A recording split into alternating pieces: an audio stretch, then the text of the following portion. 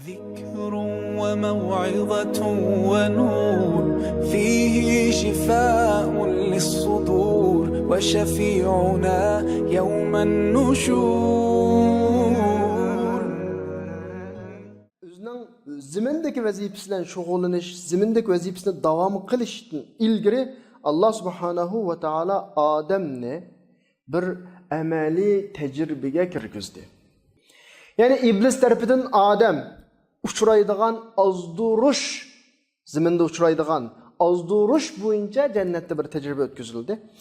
Allah bizga rahmat qilish yusidan Ademni nazriviy hayot yashash usuli bilan zimonga tushirib o'tmay, oldi bilan jannatda bir qitim sinaq qilib, uning dushmani bo'lgan shaytonninki azdurush usullarini uningga ko'rsatib, amaliy tajribadan o'tkazib zimonga tushadi. Chunki nazriviy gap bilan tajribaning o'rtasida farq borligi. Sana odatda bir narsalar deyilishi mumkin, sen buningga nazriviy nuqtadan qo'shilsa, ammo amaliy ish qilish kelgan vaqtida sen bir ish qilolmaysan. Bu reallik bu. Demak, bu yerdagi masala nima desa, Adem alayhissalom jannatda yashagan mezgil bandichilik prinsipining amaliy tatbiqi bo'lgan deydi. Belki Adem aleyhissalatu vesselam amaliy manhaj, amaliy yo'l bilan andikin zamonga chiqdi.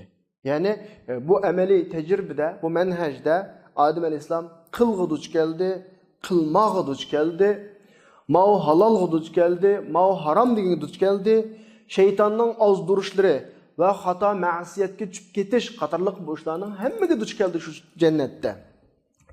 Ondan keyin jannatda o ishlar bo'lgandan keyin Adem qandoq tavba qilish, qandoq mag'firat talab qilish, Allohga qandoq qaytish qatorliqlarni o'rgandi. Bu Ademning amaliy bir tajriba vaqti davri. Yani Adem bolalari Allah subhanahu va taala o'zining ishkini osiyning yuziga taqib etmaydiganligini, tövbe ishiklarini echib birdiganligini bilish uchun ashtaq bir amaliy tajriba hayotda yashadi Adem aleyhissalom.